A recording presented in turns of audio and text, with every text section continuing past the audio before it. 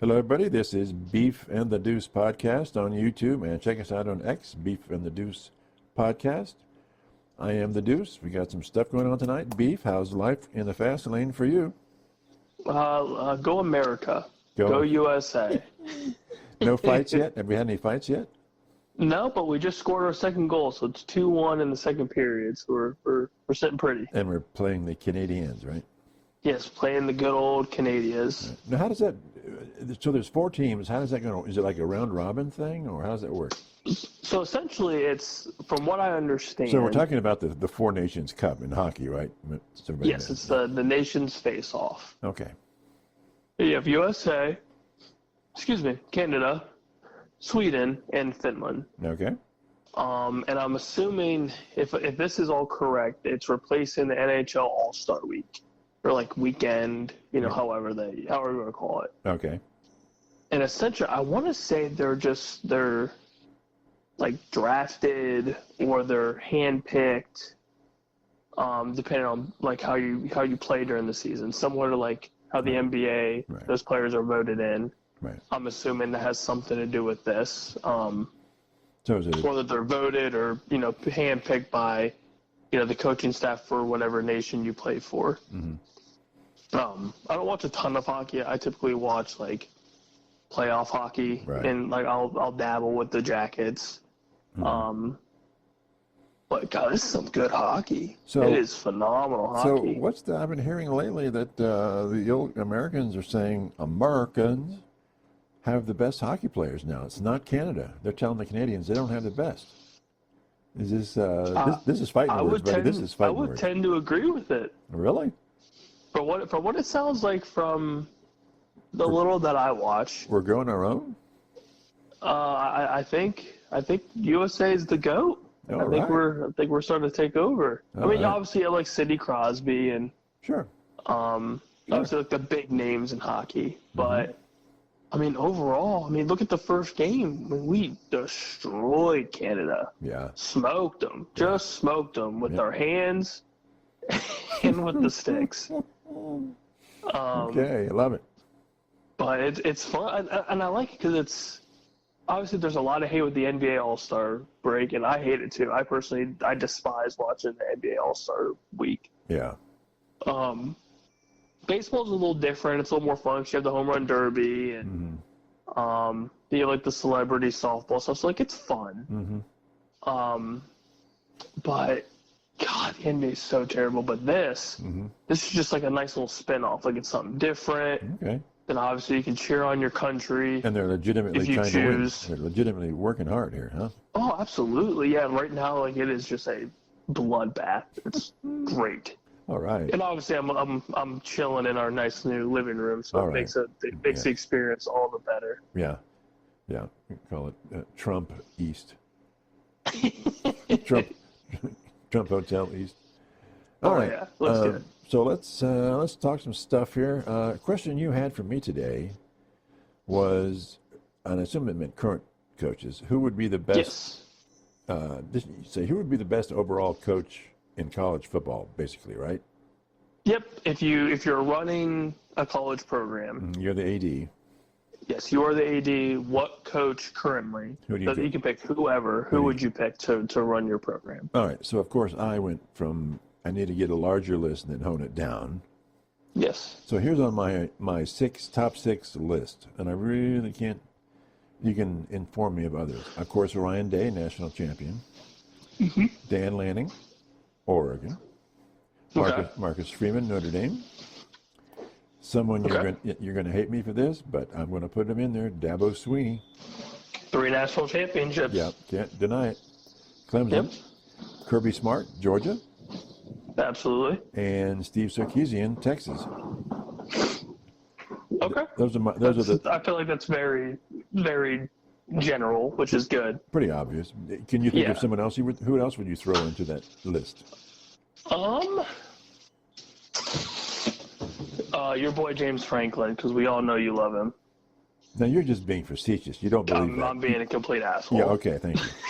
I was going to say you do not like, and I thought about it, but no, not with his record in the big games. You can't put him in there. No.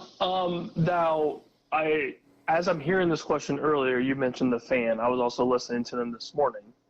And they mentioned Kirby Smart and just the offense that he brings is just a little different, and it's quarterback friendly. So, like, for your program, whoever you end up choosing, quarterback-wise, it's friendly for them. Therefore, your offense will possibly thrive better under a Kirby Smart offense, which was the argument. Mm-hmm. I don't like it, but it was an idea. So here's I thought initially my initial thought is Dan Lanning, but this year kind of soured me a little bit on that. Okay. Not that he doesn't have a great team; they were undefeated in the regular season and Big Ten champs. But what they did in the postseason, well, the one game, was really kind of sucky. And I realize they're playing Ohio State, best team in college football, but I think they just got whomped. I mean, they just were like unprepared, or something was off, and I think it's a coaching issue, but I don't know what it is. So that kind of, as much as I like Dan Lanning and I really like Dan Lanning, he would not be the one for me, just for those reasons. Now, would you fault the long layoff? Could be. And contribute that to just the utter flat line that was Oregon during that game? Sure, absolutely. But that's a coaching issue. Okay. Even Lanning would say it's a coaching issue. Okay, 100% fair. And I really like Marcus Freeman. I think he's an up-and-comer. Well, he's not an up-and-comer anymore. He's with Notre Dame. Mm-hmm. Super guy, super smart. Can't think of any reason why not. Kirby Smart, you mentioned Kirby Smart. Kirby Smart just intrigues me because of he seems to have the best ability to adapt, to change, to modify in the middle of a game. Mm-hmm. And he's so smart, and no pun intended. So that really impresses me, that he can just, come from behind, down in the first half, come back in the second half. So I like Ryan Day, obviously. He has the best record in college football. Mm-hmm. But I don't. So right now I'm talking smart. Dabo Swinney, 3 times national championship. You can't really say he's off the list, but I don't know. I find no reason to say he's the man. Okay. But what he's done is impressive at Clemson. You can't say no. Sarkisian, he's getting there. I think he will, with probably Smart, he will dominate. Those two teams will dominate the SEC, I think. I think for years to come, I think. Yeah. But I don't know if he's there yet, as far as top of the heap. So for me, it's Ryan Day and Kirby Smart between those two. Okay. And I don't know why I'm not putting Freeman in there. I'm very impressed with him. The sample size is kind of small. Yeah. That's a good answer. Sample size is small. It's a little too small, but it's positive. Very positive. So I'm going to say Kirby Smart, Georgia. Really? As much as I like Ryan Day. Wow. But, and also it really depends on the coordinators. If you got Ryan Day suffers from coordinators that aren't willing to make changes during the game. Mm-hmm. I think his coordinators let him down massively, or maybe he let him in the Michigan game. That was a debacle of coaching. That's a huge coaching failure. Mm-hmm. Totally unimpressed. And the first Oregon game, defensively, no changes. Was not great. So yeah, they're really victims to their own coordinators. But I'm just going to go Kirby Smart. I'm very surprised. Who were you thinking? Ryan Day? I would go Ryan Day because of arguably the best college football run that we've ever seen. Yeah. Well, they lost 2 games. Well, I'm saying from the loss to Michigan. Oh. And then utter rampage through the CFP. Mm-hmm. And to dive more into that, the complete 180 that most coaches would have lost that locker room. Yeah. Okay. Most coaches would have completely lost that team. Good point. And Ryan Day took it on the chin. Well, he's my number 2. Took it on the chin, let the players completely rip into him, rip into the coaching staff. And it was up to him to bring these coaches together and be like, we need to fix this now. Yeah.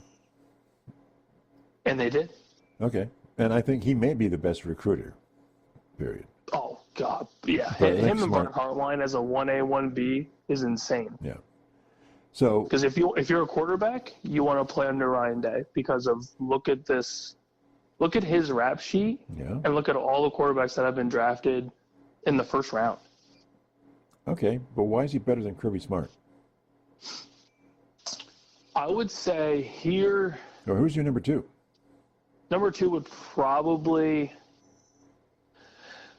See, I'm stuck between Kirby and Freeman. Was going to be my 2. Yeah. And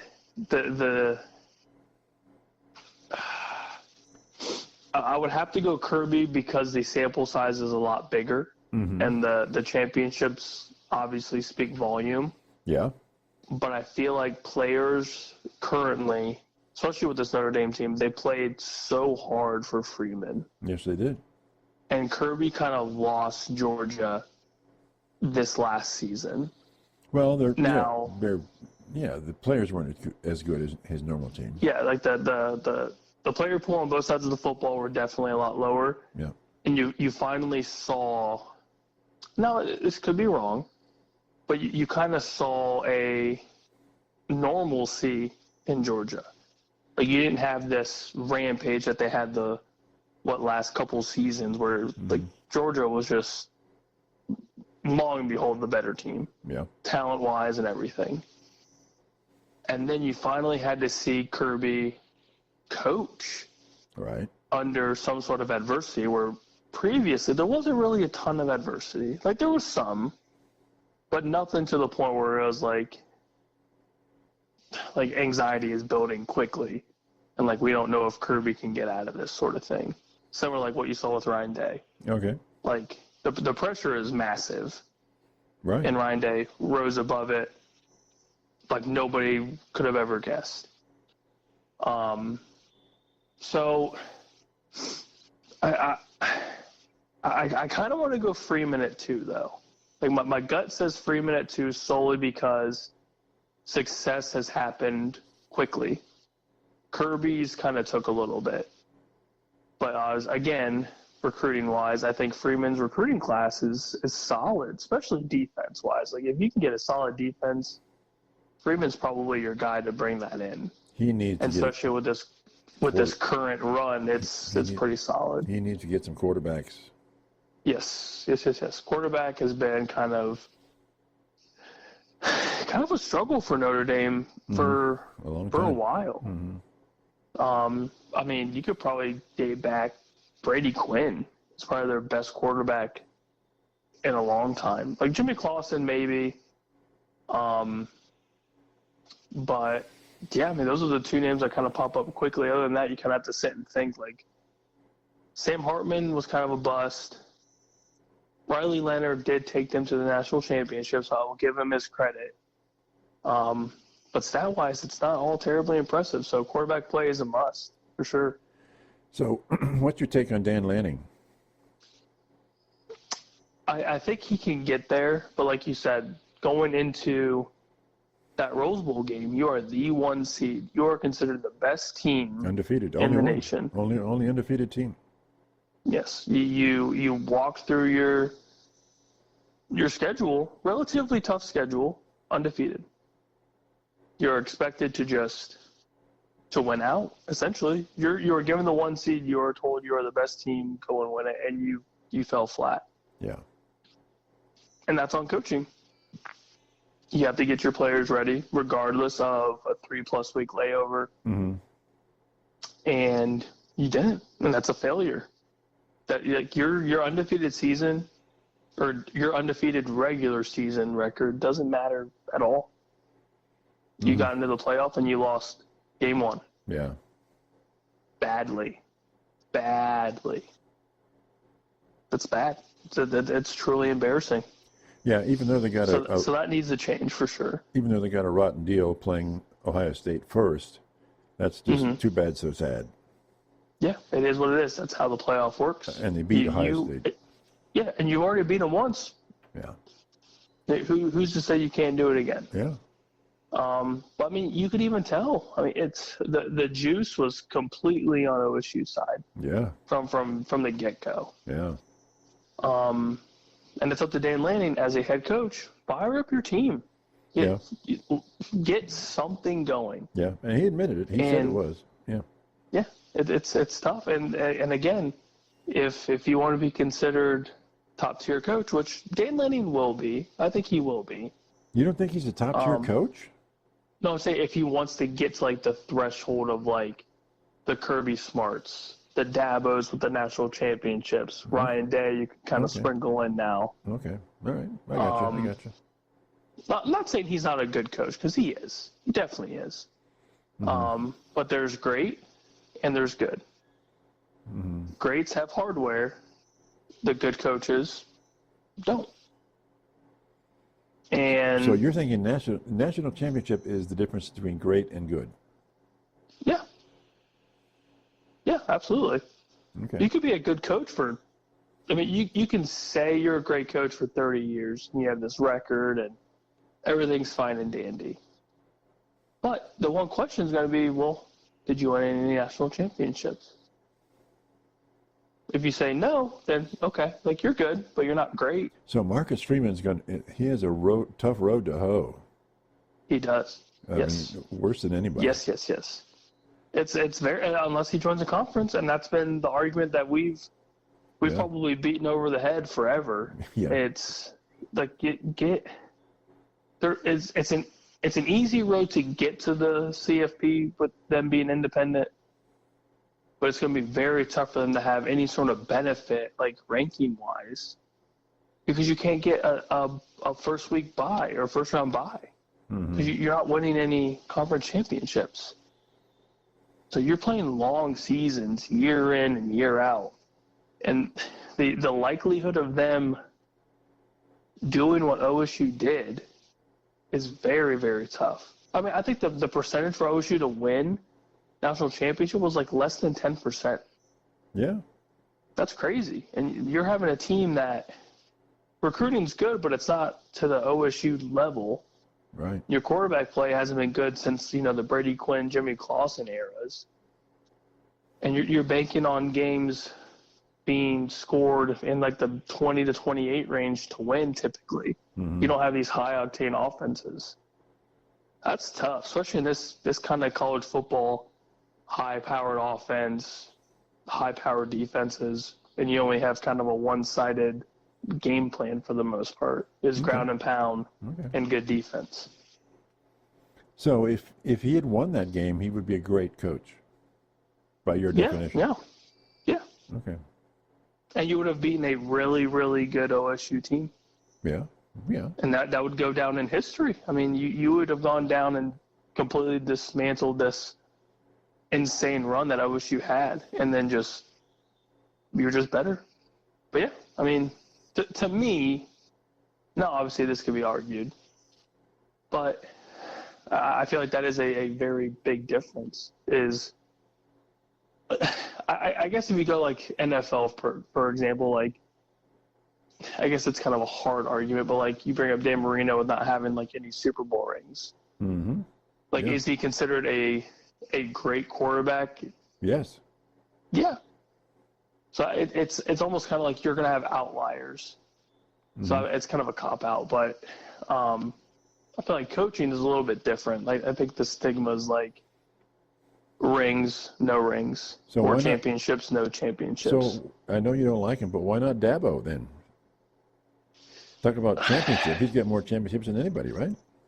Yeah, I think he benefited a lot with the Trevor Lawrence era, Deshaun Watson being what he was. Of course, you have to. That's not with his the fault. Hopkins and the Sammy Watkins. But he got him there. Yeah, he did, absolutely. That's not a down on him. That's a plus for him. No, and I think he hit his ceiling during that time, and then now is kind of funneled into, I would say, a better than average coach. And I think to not his fault, recruiting just doesn't go to the ACC. It's big names go to the Big Ten, big names go to the SEC. Right. I feel like nobody wants to play for the ACC. Right. But is that his fault? I don't think. It's definitely not his fault. I don't think he's less of a coach because the SEC's in a down phase right now. I don't think so. But I think it. I mean, they started off bad this year, and he brought them back. Mm-hmm. They played great. Great towards the end. Yep. And again, he's a great coach, yep. But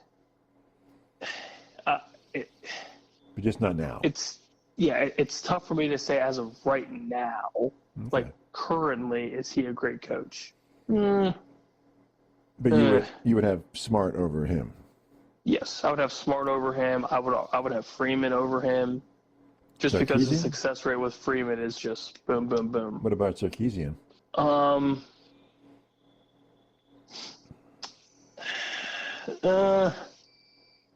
Not yet. I would say not yet. He's been in the last 2 years. He's been in the Final Four. Yeah, and that's great. But really I think. Good. Who else has done that? Who else has done that? Pretty solid, right? Yeah, pretty darn solid. But I don't know. I don't know what it is about me, and I don't know if it's outside of the regular season where I feel like he's not that great. Okay. Right. And part of it I think is true when some of these bigger games in the CFP, like these offenses or these teams, just kind of fall flat. Right. And it's just kind of like, wait, where was this high-powered offense like it was during the season? Well, he ran into Ohio State. Yeah, this is also very true. I mean. So again, no fault to him. Mm-hmm. But it feels to me, and obviously I'm not sitting here watching every Texas game in the world, but some of the big games that are televised for us here for Columbus, he kind of coaches conservatively. Like it's not kind of like a run and gun sort of offense like I think I would expect from him with an offense like Texas has and has had. Like it is just run and gun, throw up all these points on the scoreboard, and win it that way. It feels like you get into the CFP and it's kind of sort of not like that. I don't know. Maybe I'm wrong. Okay. So then, okay. From 1 to 6, list these coaches. You've got Ryan Day at number 1, and then you have Freeman at number 2. I would do Day, Freeman, Kirby.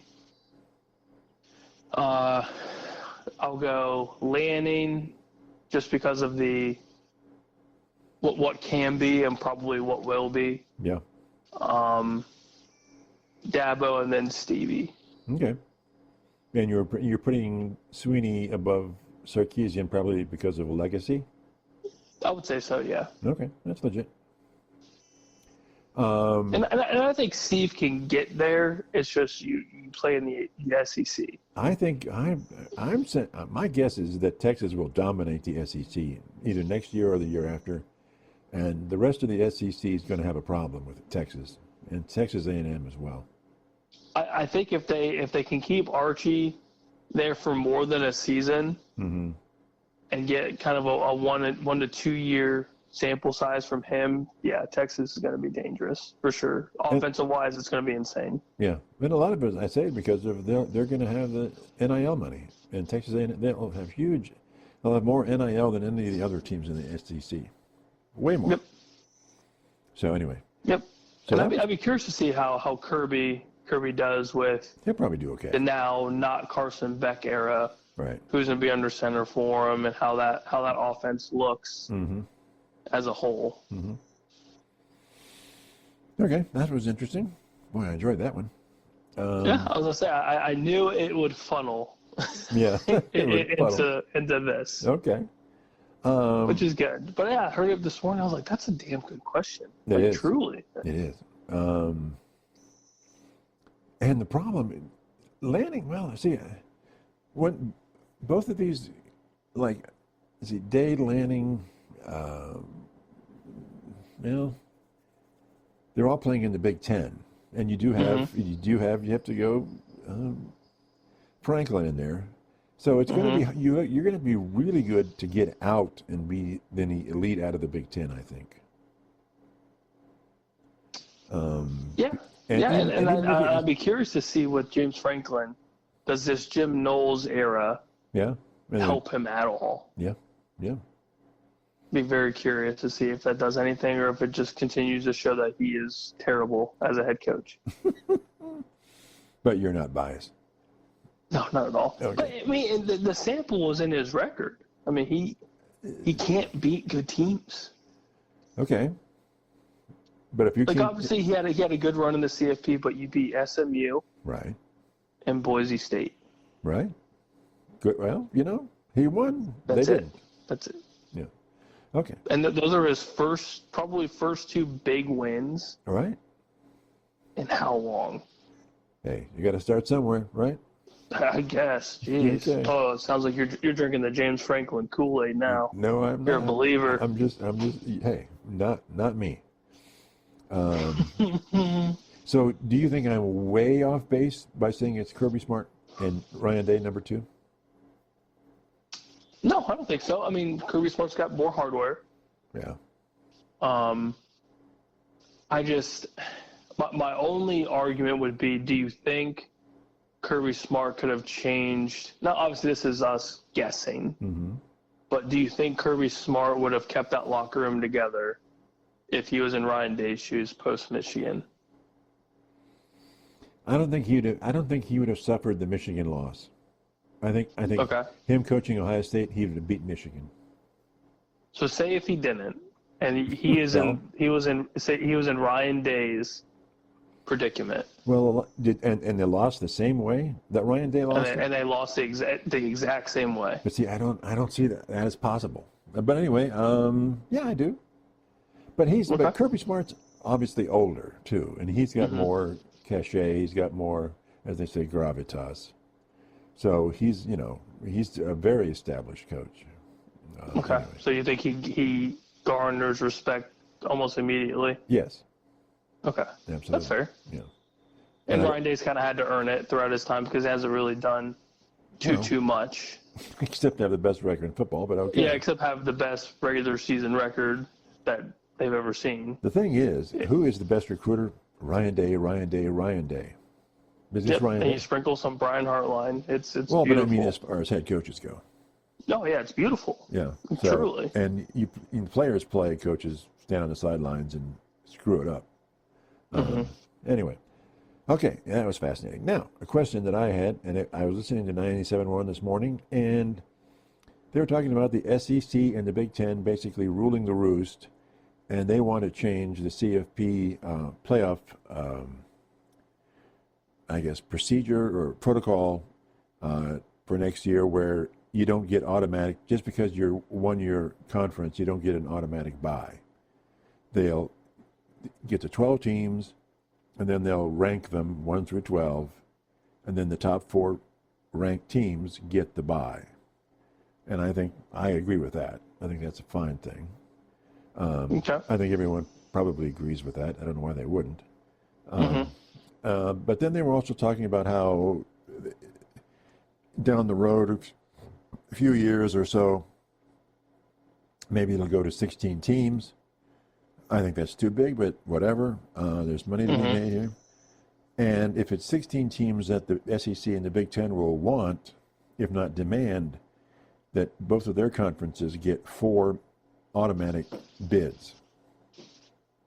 So half of the bids go to SEC and Big Ten. I realize they're the biggest conferences. I realize they're the biggest money. So I get it, but I don't like the fact that they just get 4 automatically. I don't. Maybe 2. Maybe each of the conferences should get 2 automatically. But I don't think they should get more. I don't know. I don't like the fact that they're getting 4 automatic. I don't think that's fair. Yeah, it's interesting. I guess you could make the argument that more times than not, those two conferences are going to have the 8 best teams. If you're doing 16, I would assume, unless you're Notre Dame, that, yeah, unless you're, I feel like Notre Dame, regardless, is probably going to get in, because you're going to have best overall record, I would assume, from the group selection. But I would be hard pressed to argue teams that would be better than. Now, obviously, that we don't know rosters when that time may or may not come around, but Oregon, Ohio State, Penn State, Michigan, just roughly assuming that those would be the best 4. And then SEC, you're going to have what? Georgia, Texas probably, maybe Alabama. Yeah. And then pick and choose Ole Miss, LSU, Missouri, LSU, Florida, whoever. Yeah. But, okay, that's fine. But if they are, then let them get voted in, or let them get put in because of who they are. Make them earn it, basically. Yeah, make them earn it. Okay. So, I mean, if it's not going to kill me if they get 4, because I realize money talks, and it's big, big money. So, I just think it's a little bit. Now, if they said, well, okay, the 2 conferences get 3 each, okay, maybe, whatever. But what's wrong with saying the 4 major conferences get 2 each?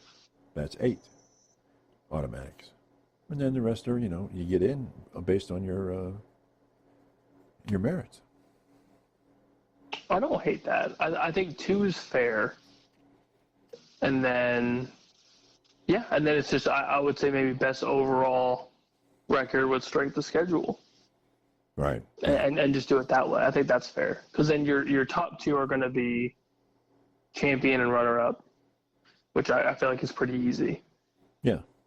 And again, it kind of gives, well, I mean, I guess regardless if you do play in the championship, you're going to have a chance to get in. Your record's probably going to be solid. It rewards those who made it to the conference championship game. Yeah, I think I like that. I would go 2-2,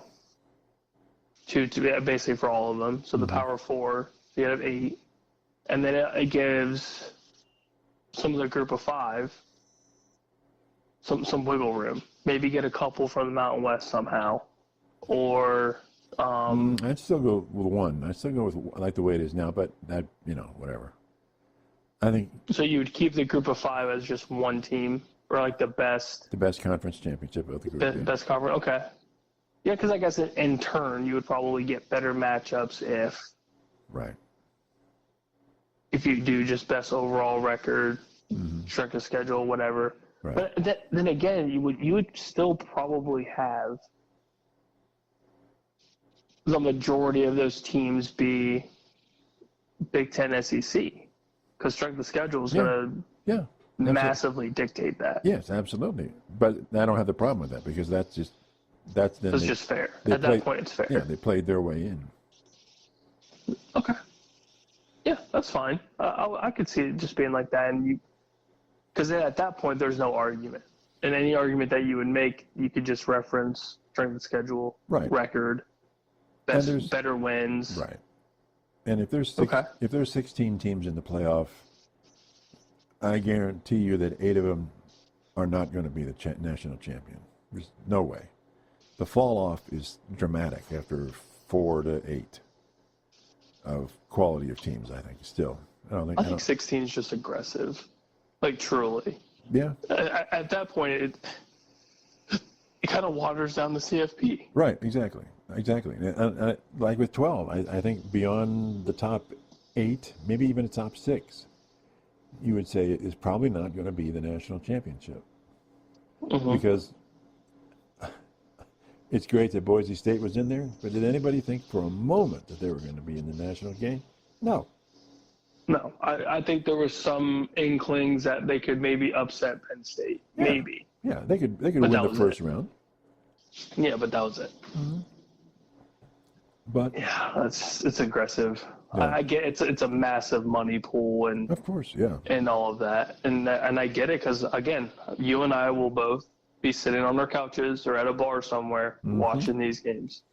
Or at a couch at a bar. I get it. Yeah. Oh, yeah, absolutely. Oh, if there's a couch at a bar, I'm there. Yeah. 100%. So anyway, I'm wondering if they want to expand to 16 just so that they can get these many automatic bids. Because if they went 4 now, then there's only 4 other teams that can get in, so that doesn't work. Yeah. So it's interesting. I guess we'll see. This is padding the Big Ten and the SEC, and I can't blame them for wanting to do it. I mean, especially if that money pool is as legit as we think. I mean, they're going to make an insane amount of money doing that. Yeah. And you're going to get insane viewership. Right. And these are the list goes on. And these are the biggest schools in the country. They are. And college football is getting more and more and more popular. Yeah. Which is crazy to think that at one point it wasn't nearly as popular. It's crazy. Yeah.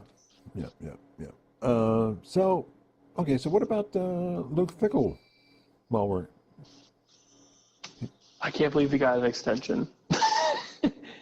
So he gets an extension up to, I want to say it was 2031 or 2032. Yeah. Which is insane to me. I don't know, Day doesn't have that, does he? Day got a big boy extension, so he's locked in till well into the 2030s. Oh, I thought it was okay. I thought it was like a 5-year or whatever. Anyway, go ahead. But so good for him, right? Yeah, I mean, at the end of the day, like you keep your job, which is obviously great for you. But is it well deserved? Is my question, I guess, to you. Like, do you think him sticking around is beneficial to Wisconsin, or is it going to be a crutch? I think because he hasn't really done much, right? I mean, well, he's turned the program around a bit. But I think what it is the fact that he comes and he's on the tree, the Buckeye coaching tree. Okay. And he's an outstanding individual. And they're probably saying, if not him, then who? That they can. And that was going to be my next, I guess, statement is it just because there's nobody better right now? Well, yeah, but why? Just because we find somebody better doesn't mean you have to fire him, right? I think he's an excellent coach. He proved that in Cincinnati, right? Yeah. So, and he's turning the program around. They did better this year, although there were some ups and downs. But he's in he's in that sort of that old Big Ten West thing, right? They aren't as good as the old Big Ten East, and now you've got Oregon, and now you've got Washington, and then UCLA and USC. So it's hard to separate. It's hard to climb that ladder, don't you think? It's really hard. Yeah, and I guess initially when he got hired, it was like a 6 or 7 year deal. So I guess in turn it's only like a 1-year extension going into the 2030. 31 or whatever the math is. I think it's 2031. So maybe they sense some sort of promise where, I guess before Wisconsin, outside of their one, big push into the Big Ten championship with, was it Jonathan Taylor's big year? Right. When then, Melvin Gordon's big year too. So maybe it was 1 or 2. That's basically been it. Right. Maybe they do see something, or Like you said, maybe it is because he's a former Buckeye. He's done his stuff through Cincinnati, and they believe that he can do it again. And stability is a good thing, right? Yeah, I mean, he still gets solid recruits. I mean, obviously they're not OSU, Oregon, Michigan level. Right. But he's bringing in talent. I mean, right. Solid rushing attack. Yeah. Middle of the road defense. Yeah. Their crutch has always been quarterback play. Right. So maybe he at some point gets somebody in the pipeline, and that maybe it's that one position that kind of gets them over that Big Ten hump, and boom, there you go. Now we're talking about Luke Fickell being, one of those top 4 teams in the Big Ten, possibly. Who knows? It's going to be tough. But hey, if Indiana can do it, why can't Wisconsin do it? Why can't Nebraska do it? Oh God, yeah, yeah, for real. And of all the teams in the Big Ten, who would have thought? That'll be interesting to see what they do this year, because all those guys are graduating, right? They're out. Yeah, 40-something dudes gone, something like that. It's well, we'll find out. That's tough. But if Cignetti can do it, some essentially lower level coach who came from the FCS level. Yeah. Why can't Fickell do it, who went from kind of a piss poor season with Ohio State, goes to Cincinnati and does his thing? Yeah. Now you're in a big program like Wisconsin. I mean, who knows? Yeah, I don't know who they're going to get that's actually better, so I don't know. I'm happy for him. I think he deserves it. Well, like you said, especially stability is huge. And if you can keep somebody with that reputation, and look, Fickell's a big name in college coaching, regardless of success currently. Yeah. He's a big name. Yeah. Yeah, he's well respected. Okay. So we've solved the 16-team problem. So let's talk a little NFL while we've got a few minutes left here. So CBS put out last time we put out a top quarterbacks in the NFL that are on the hot seat. And a lot of these names are on it. But then they put out another one saying these are the top 10 free agent quarterbacks this year coming up. Their number 10 is Trey Lance, Dallas Cowboys. Talk to me. Talk to me. The only gimmick that I can see with Trey Lance is that he's so young. Yeah.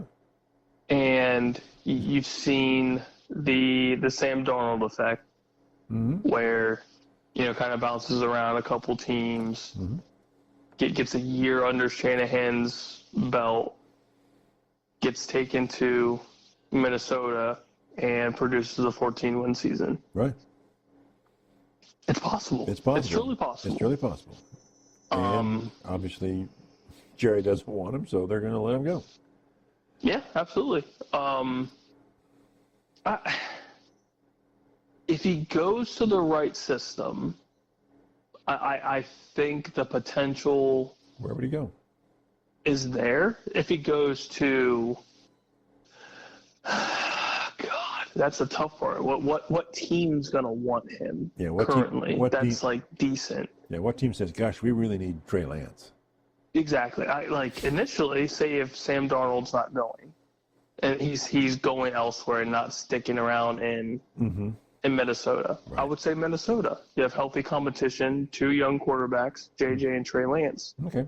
Why not? Because you can pay Trey Lance nothing. Right. And JJ's on his rookie contract, so. Yeah, and JJ's on his rookie contract, coming off of a pretty rough ACL injury / rehab. So it's healthy competition, which is great for everybody. Okay. Do you think he'll be? Do you think he will be picked up? Yes, because he's gonna be a very cheap signing. And he can be because he's gonna want a job. Yeah. And he's young. My guess is, since the Jets literally have nobody, they're going to throw something at him. Okay, makes sense. Okay. Right. So you're thinking Jets or Giants? Vikings? Giants have nobody. Giants are probably going to throw something at them. Yeah. Okay. I think it's possible. Yeah. Number 9. This one, it does my heart so proud, so well. Number 9, Joe The man, Flacco. Oh, Flacco, my Cracko. You know it. He needs to go back to Cleveland. He does, desperately. He just needs to go back to Cleveland. Cosmically, he should go back to Cleveland. Yes, he really because should. the Jets are going to want to call him, and they already probably have. The Giants are going to call him. Indy's probably going to want to try to keep him. And if I'm the Browns front office, do your damn job. Call him.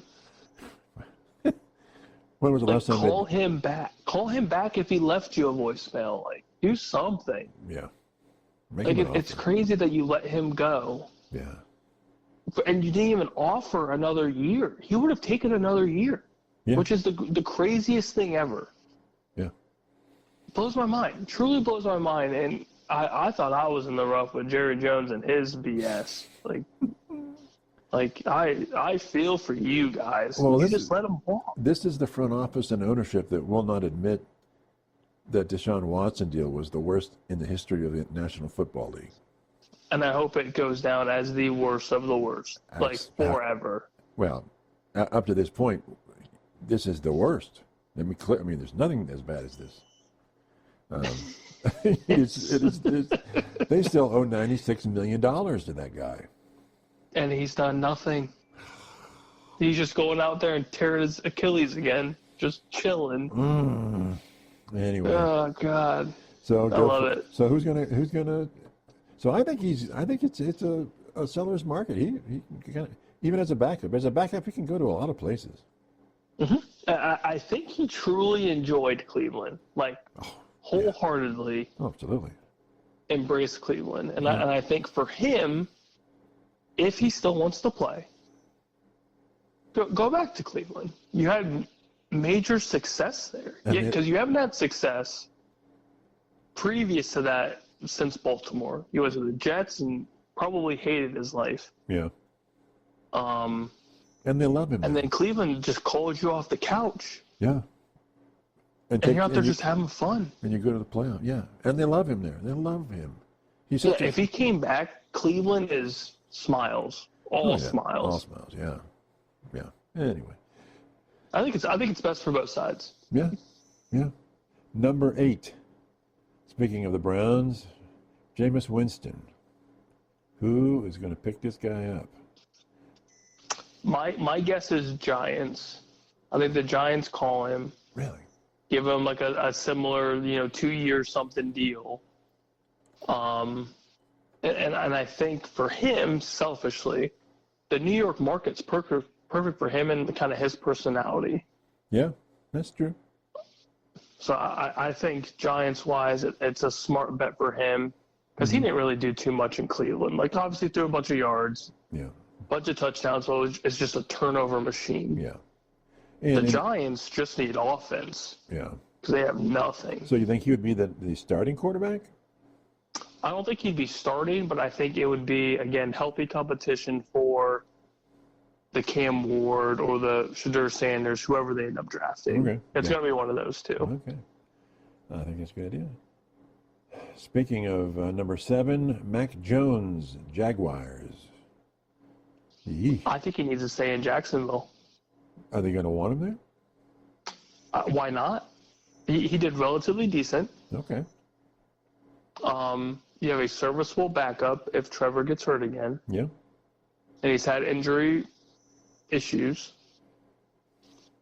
And you don't have to pay him too much as a backup. Because I think Mac Jones knows, as of right now, you're now going to be a career backup. Mm-hmm.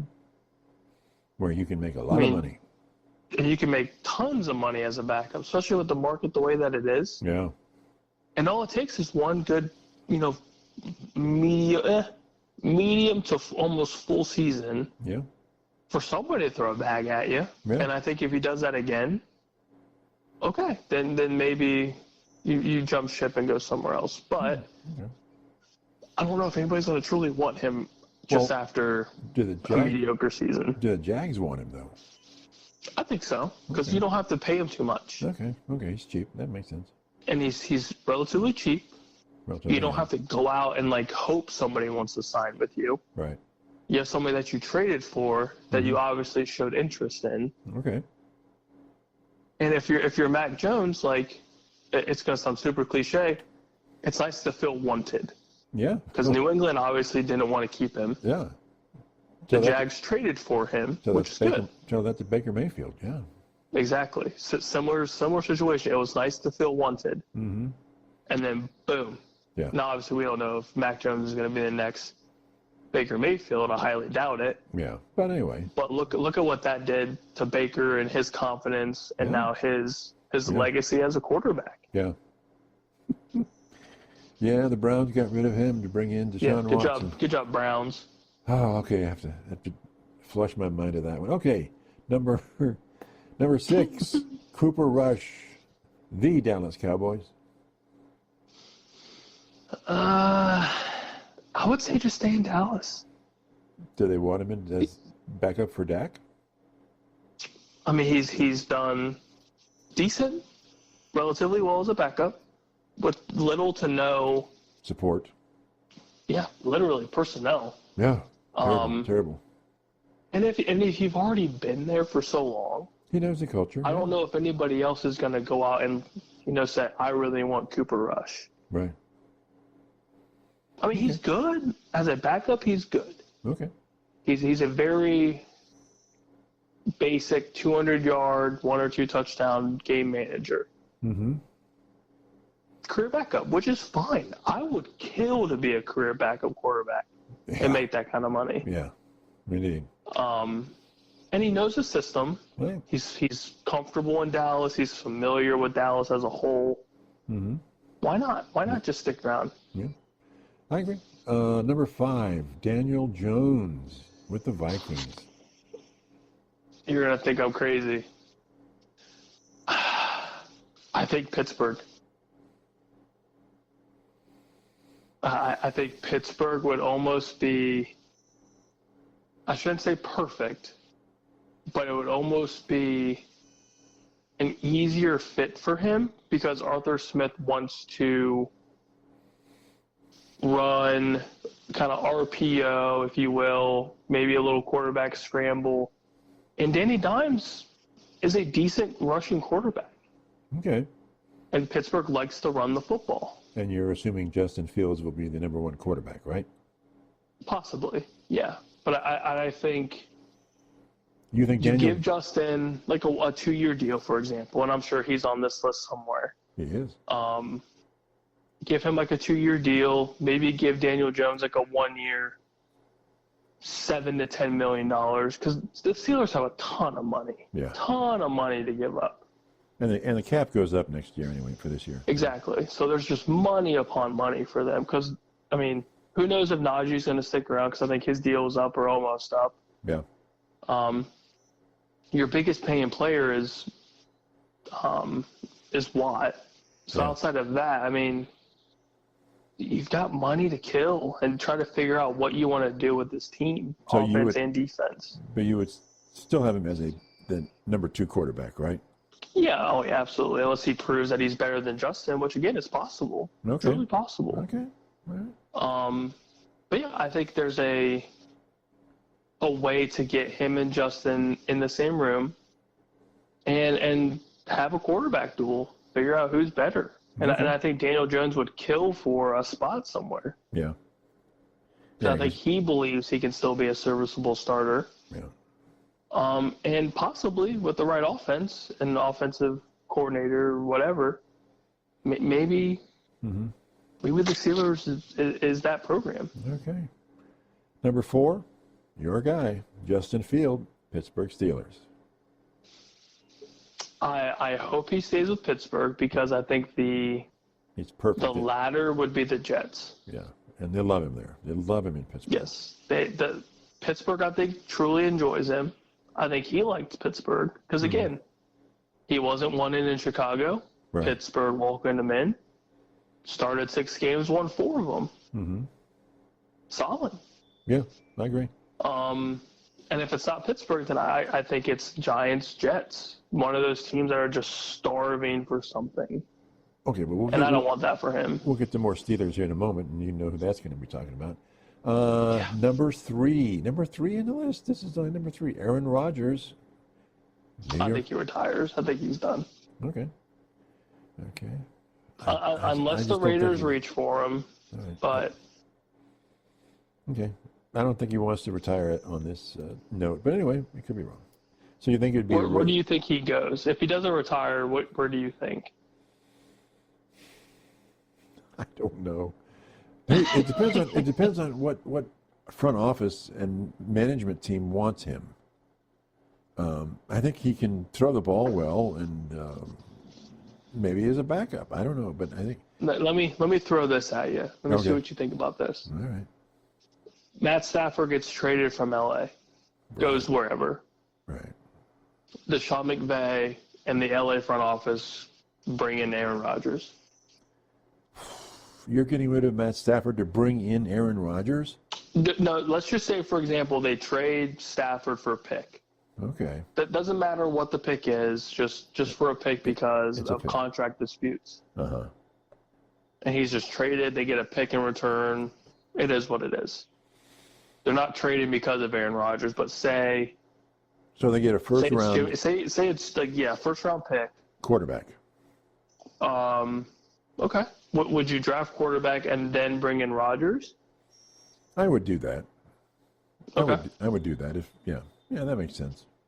Knowing that that I want that draft quarterback, to be playing pretty darn fast. Okay. And you also have the Aaron Rodgers, West Side, being from Cali sort of thing. Right. Or playing in Cali, so that kind of helps too. Yeah. Yeah, I think he's got.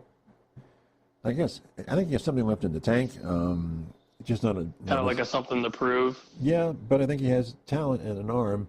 It's just his mobility is not obviously what it used to be. So, and has half an Achilles and. Yeah, and above all, it's his attitude. I think. It's what does he want? Yeah, I mean that's kind of killed the latter half of his career. I'm sure it's just the arrogance and. And all that, I think. But it's hard to when you have 4 MVPs. Yeah. Yeah. It's it kind of comes with the territory, I think. But only one ring, though. Only one ring. Yeah, only one. That is right. Okay. Number 2 on the list, and we'll refer to it as Russell Wilson, Steelers. So let's talk about Steelers, and you seem to think he's out. I think the Pete Carroll effect with Chip Kelly in Vegas is almost too good to be not true. Okay. I don't think Pittsburgh's already said they don't want him. They're going to go elsewhere, which again is fine because he's older. Mm-hmm. I highly doubt Pittsburgh's going to want to build their franchise around 75-year-old Russell Wilson. Okay. But Vegas doesn't really have anything to lose. Correct. Pete Carroll is going to want to do what Pete Carroll wants to do, and he's done that for his entire coaching career, whether it's college or pro. Right, and they get along really well. That's just what he's done. Mm-hmm. Russell's used to kind of a run-pass option offense anyways. But then who do the Raiders have in reserve? Because he obviously is not going to be the next 4 to 5 year quarterback for them. I think they draft a quarterback too. Okay. Right. I think Vegas either moves up or sees what's available whenever their pick comes around. If they don't trade, which I do think they will probably, from what I've seen, read, heard, it's very possible that the Brownies and the Raiders swap picks. Vegas is that number 2 pick and will go after the second quarterback on the board. Which so what do the Browns I think get? Is smart. I think the Browns will get they'll go back into the top 10 somewhere. I think it's like 7, 8, maybe something like that. And probably get another like day 2 pick or a couple day 2 picks, or maybe like a, Raiders first rounder and then the next year's first round or something like that. So they're going to get some extra picks. Yes, which I think is smart because unless you're drafting like Travis Hunter and you're taking a gamble on, a dual threat player. Mm-hmm. Do you want to take an offensive lineman or, defense at number 2? Unless if they get rid of Myles Garrett for some godforsaken reason. Now you're really pissing me off. See, yeah, if they get rid of Myles Garrett, then yes, you probably take Abdul Carter and try to backfill that position. That would make sense. But if you're not and you keep Myles Garrett, just stockload picks. Because at this point, your team's nothing. Right. And just try to revamp this team somehow, some way. It starts with drafting. You got to kill the drafts. Yeah. Yeah, but they need the O-line so bad. Anyway, okay, number 1. You can imagine who it is. Sam Darnold, the Vikings. I think the Vikings franchise tag him, which I think is the only way to do it. I don't think, unless somebody like, because if I'm Sam Darnold, the teams that are going to be looking at me are possibly the Raiders, which is okay for him. That's okay. Yeah. Giants, Jets. You don't want to go to any of those. You don't want to go to Cleveland because that's where everyone dies unless you're Joe Flacco. Mm-hmm. Tennessee, maybe, but I'm pretty sure they're going to draft Cam Ward or Shedeur Sanders. Yeah.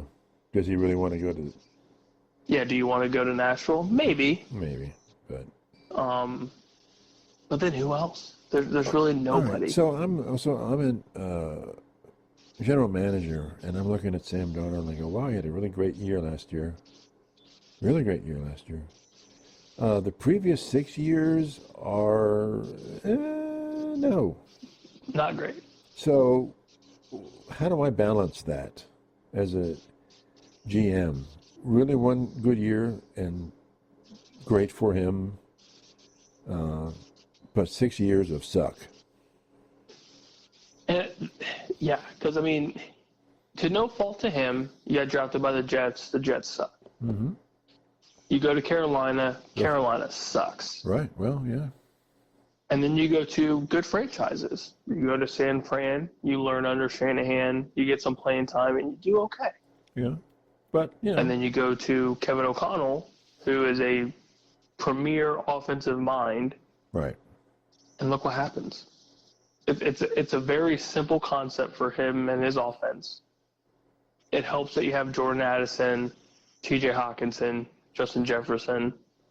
But most good teams don't have good players. Yeah. And if you're a bad team, you don't have those guys. So as a quarterback, you can't do anything. But is he going to fit into any team that takes him? Not every team, because I think he's pocket passing. Right. Prefers it. Yeah. But if I'm Minnesota, the unknown with J.J. McCarthy is real. Yeah. You have a preseason sample size before he gets hurt of J.J. McCarthy. Right. Who they still That's love. it. They still love him. Yeah, which is great, which is awesome. So you wouldn't send him to say Pittsburgh because they're more of a defensive-minded team? I wouldn't send him to Pittsburgh regardless. I think what they have for a one-season sample size is enough to keep him around for another year. Okay. See what you have in the event that JJ is not ready or JJ just sucks. Right, which could happen. If you start JJ and he's just absolutely terrible, you give him like a 6-game sample size and it's just bad. Mm-hmm. You still have Sam Darnold. Yeah, you do. I agree. I mean, it's going to be a very, very expensive possible backup, or you just run the hot hand until it's not hot anymore. Yeah. And you still have JJ under rookie contract. Right. I agree. I would, if I'm the Vikings, I do. Yeah. Yeah. I mean, and it's a 1-year thing. You give him his 30-something million, whatever the franchise tag is for him. Mm-hmm. It's not really much of a risk anyways, because if you let him go, okay. Like, you still have JJ, you don't really know what JJ you're going to get. Right. Maybe you have Daniel Jones with him. Yeah, and if you keep Daniel Jones, then, like, cool, you have Daniel Jones and unproven JJ McCarthy, your team's probably going to suck. Yeah, in that conference, ouch. Yeah, and if you're Kevin O'Connell, you saw a 18-game sample size of Darnold. and you had maybe 3 or 4 bad games, and the 2 of those were like the last couple games of the season, which, yeah, that sucks. Puts a sour taste in your mouth for sure. Yeah. And then the question comes up of, is this the real Sam Darnold? Whatever, blah, blah, blah, blah, blah. Right. I mean, who knows? Nobody truly knows. But what you do know is this quarterback gave you 14 wins. Yeah. He helped you to get to 14 wins, gave you a shot in the North. Yeah. And if it wasn't for him, you're not getting 14 wins. Not even close. You might get 6. Yeah. Maybe. So it's tough to figure out what Darnold you're going to get, but I don't think they want to take the risk and find out if he's not on the roster, and then he goes somewhere else and possibly does the same thing. Right. When you already have him there, might as well keep him. I agree. Okay, well, that's it. The top 10 list of free agent quarterbacks. Anything else going on? We're over an hour right now. Let's just cheer on USA. I hope when I wake up tomorrow it is to a USA victory. All right. Okay. Well, we'll talk to everybody real soon. Check us out on YouTube and X as well. See ya. Bye.